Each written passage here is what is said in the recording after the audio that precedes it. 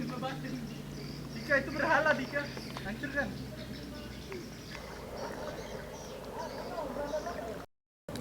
Tersembunyi di balik riuhnya perkotaan, panjangnya perjalanan, dan waktu yang terus berjalan. Salah satu pusat perdagangan kuno tersimpan, Teluk Bintan, salah satu pusat jalur rempah kuno di wilayah Pulau Bintan. Waktu itu Teluk Bintan itu digambarkan sebagai sebuah pelabuhan dagang yang dilewati oleh perahu sejenis jong yang Berjaya dahulu, namun tak berjaya di garis waktu kekinian. Keluhan ini kan keluhan nelayan yang betul-betul serius, itu tidak ngarang-ngarang gitu. Karena Pak betul-betul ke laut gitu, mengalami gitu katakanlah. Ikan maupun tak ada yang bagus lagi gitu kan. Beragam masalah yang ada dari masa ke masa dan sejarah yang menakjubkan di masa lalu, semua itu terjadi di lautku dulu dan kini.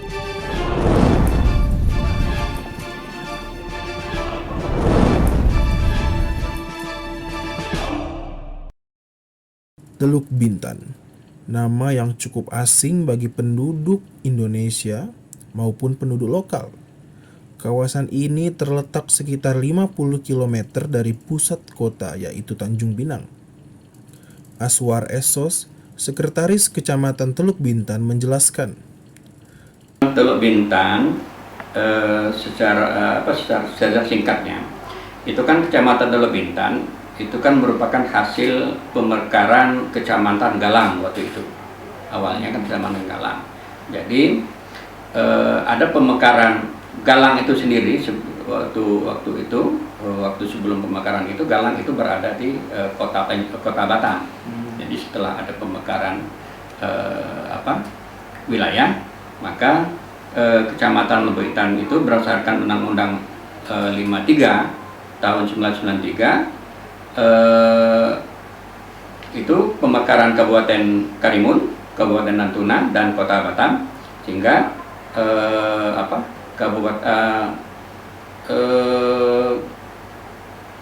Teluk Bintan itu menjadi kecamatan sendiri. Jadi sendiri itu terdiri dari 5 desa. Ada 5 desa, 1 kelurahan. Ada desa Pangkil, ada desa Pengujan, desa Penaga, desa Tembeling, dan desa Bitanbuyu, dan 1 kelurahan Tembeling Tanjung.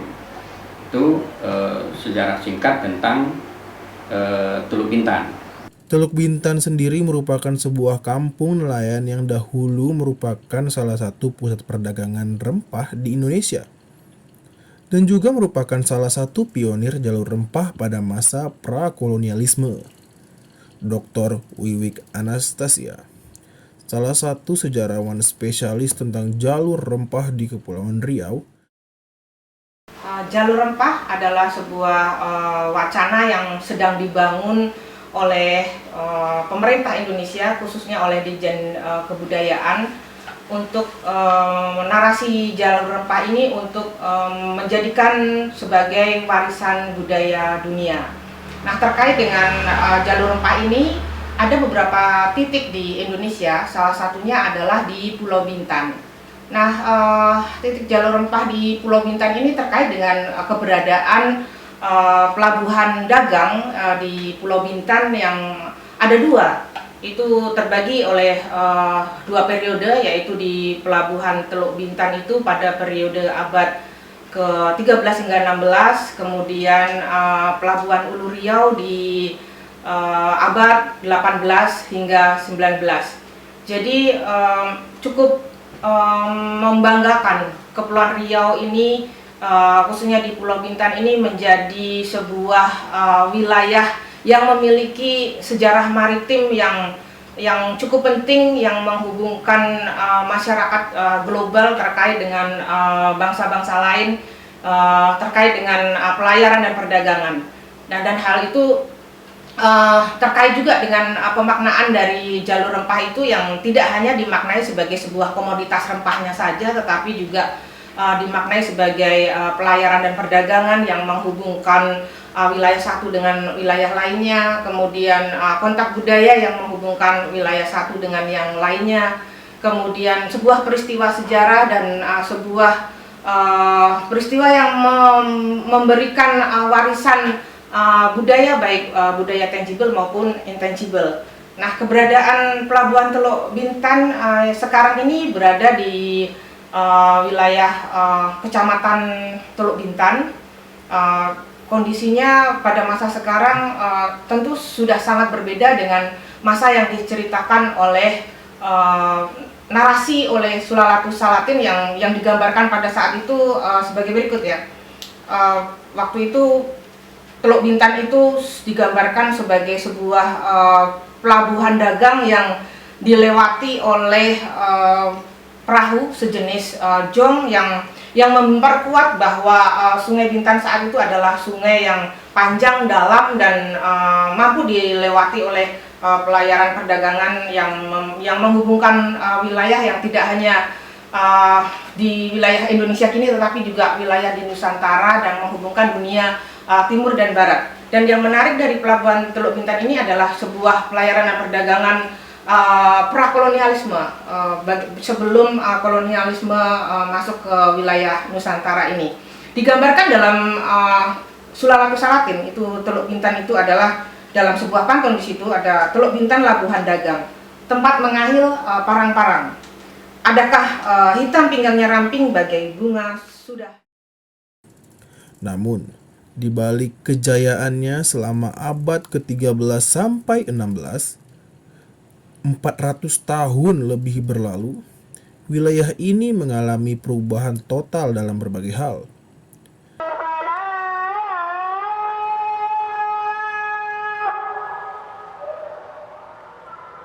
Tentang kehidupan masyarakatnya sendiri, ya, yang dulu memang itu dari kehidupannya nelayan, ya, dulu nelayan yang mencari ikan di laut, ya. Itu cukup dengan dengan tidak seperti tidak ada pompong, masih dengan sampan kayu, orang bilang itu sampan kayu, ya, sampan kayu yang bisa juga sampan kecil gitu kan, karena letaknya itu dekat dengan pinggiran pantai, ya, dekat selat. Itu masyarakat dulu hidupnya nelayan, ya. Mereka turun ke laut saja dalam 1,5 malam aja sudah dapat ikan banyak, karena waktu itu belum ada pencemaran. Nah, saat ini sudah ada pencemaran lingkungan, ada dari bekas galian tambang, ada juga ada penimbunan gitu kan. Nah, pantai-pantai yang dulu pantai sekarang sudah tidak jadi pantai lagi, sudah berlumpur. Jadi masyarakat sekarang ini kalau mau cari ikan yang di laut sudah susah cari ikan. Jadi mereka pada umumnya sekarang cari ikan lebih jauh melaut, ya. Kalau dulu mereka keluar cukup pakai dayung saja mereka sudah dapat ikan, jadi mereka tidak jauh. Nah, sekarang ini mereka kalau mau cari ikan nelayan yang ada di Teluk Bintan saat ini, mereka harus pakai mesin lagi sekarang, pakai pompong, ya, harus keluar jauh sampai ke laut, ya, perbatasan sampai di Desa Pengujan, sampai di Kota Tanjung Pinang, ya kan. Itu harus menggunakan mesin, jadi modal mereka sudah cukup tinggi. Perubahan yang terjadi tak hanya seperti yang dijelaskan oleh Sekretaris Camat, salah satu nelayan berpengalaman, Bapak Zainur. Ini kan, nah ini kalau kemarin tuh ya zaman Pak masih muda-muda lah gitu. Alhamdulillah gitu, ada udangnya. Di sini kan ada kata udang kan, nah, ikannya ikan selangat, ikan macam-macam ikan juga lah gitu kan. Cuma kalau ikan yang bagus tuh di laut Kawal sana, di sini udang, ikan ketam gitu kan, nah, yang hasil di sini. Selangat aja dah ada lama tak ada kan. Nah, kalau kemarin alhamdulillah tak tahulah ini dari apa, kita kan macam Pak gini kan orang pelaut gitu, jadi ya terima aja lah hasil apa yang ada kan. Kalau kemarin alhamdulillah tuh banyak tuh dapat aja gitu kan, 2 kilo, 3 kilo, 4 kilo kalau kemarin kan. Tapi kalau sekarang udah agak sulit lah gitu kan, sekilo, karena sekilo lebih gitu kan. Itu tertentu juga ada airnya bagus baru bisa dapat gitu kan. Pencemaran bauksit selama beberapa tahun menyebabkan terjadinya penurunan populasi biota laut, kurangnya hasil tangkapan nelayan, dan juga rusaknya habitat dan ekosistem di Laut Teluk Bintan. Kalau bedanya, kalau laut ini memang nampaknya tak ada beda kan. Cuma fokusnya kalau dulu tuh macam mana dia kita itu gampang itu macam apa gampang masuk tuh ikan-ikannya gitu kan. Sekarang jadi apa sebabnya gitu kan kurang tahu juga kan. Apakah dengan adanya kemarin itu ada limbah yang bekas-bekas peninggalan itu kan. Boksit itu tak tahulah. Jadi kan tidak berkurang jadi deh. Ada bedanya kalau dulu sama sekarang tuh beda jauh lagi. Jadi sekarang ini kan kakak nelayan itu memang banyak lah di sini kan. Tapi yang aktif ini tinggal beberapa orang aja. Kalau di sini lah di sekitar 10 orang pun tak sampai. Kalau satu kelurahan Tembeng Tanjung ini ya mungkin adalah 2-30 orang yang aktif gitu kan. Tapi kebanyakan tuh yang biasa-biasa aja ngaku-ngaku. Kalau dulu penghasilannya kan besar. Sekarang gini kan, kadang kita dapat tuh udang ini kan emas 1 kilo. Dia harganya murah gitu. Oh iya pula ya. Nah, tak cocok sama jaring yang kita beli nih.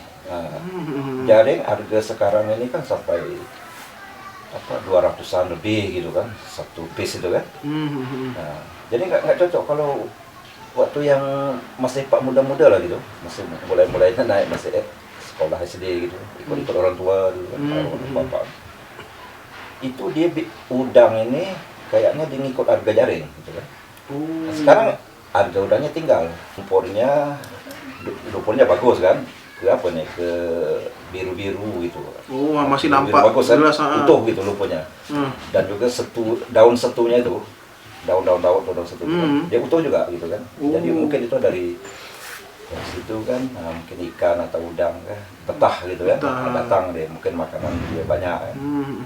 Tapi kalau sekarang ini lumpurnya dah ke kuning-kuning, itu yang Pak bilang tadi itu mungkin peninggalan dari PT boksit yang telah sudah, kan ada limbahnya turun secara pelan-pelan gitu kan. Tapi yang merasa ya efek-efeknya itu kan ya nelayan lah gitu kan.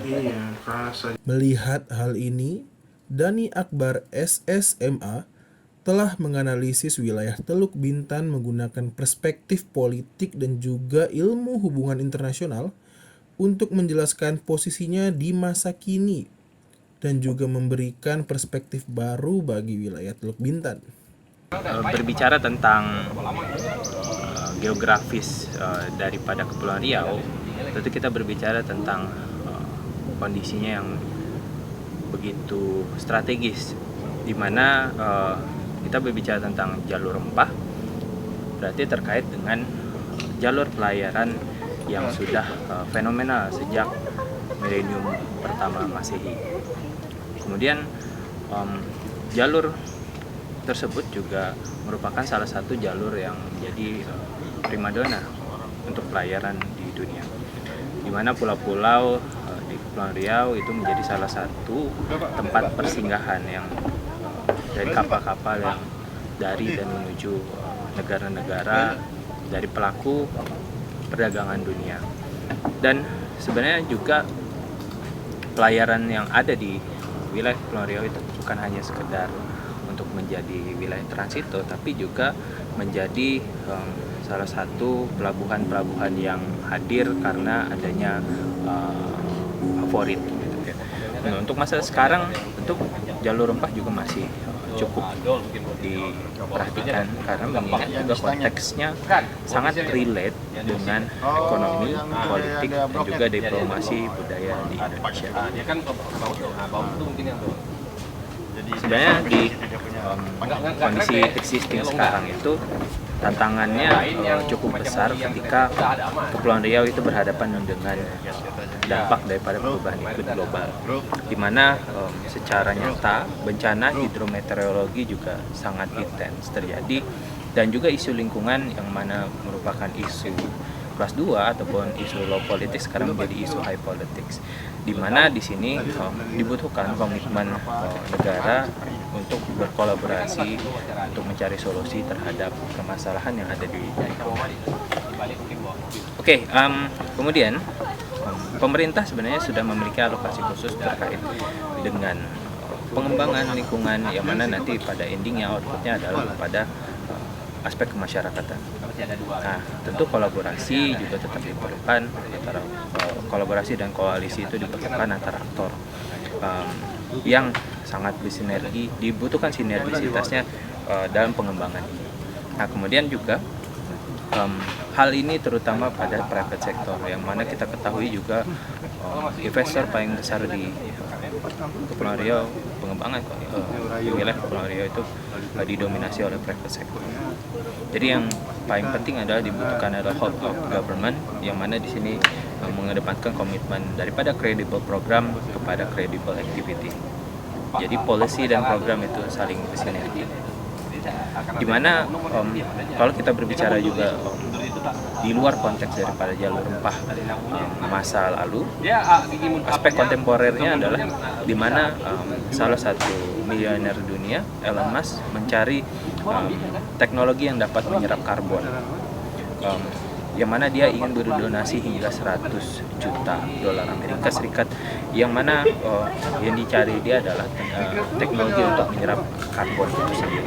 Padahal di Indonesia dan terutama di Teluk Bintan itu memiliki teknologi itu sendiri. Karena kenapa? Penyerapan karbon yang paling besar itu adalah melalui hutan. Sehingga hutan-hutan yang ada itu sebenarnya itu memiliki potensi ekonomi yang cukup besar. Nah, yang bisa kita bicarakan di sini adalah kenapa harus kita mengoptimalkan instrumen-instrumen yang ada di masyarakat, karena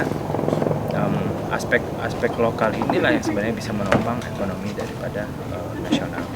Sebuah peninggalan sejarah yang menakjubkan, potensi alam yang terkikis oleh modernisasi dan juga penambangan.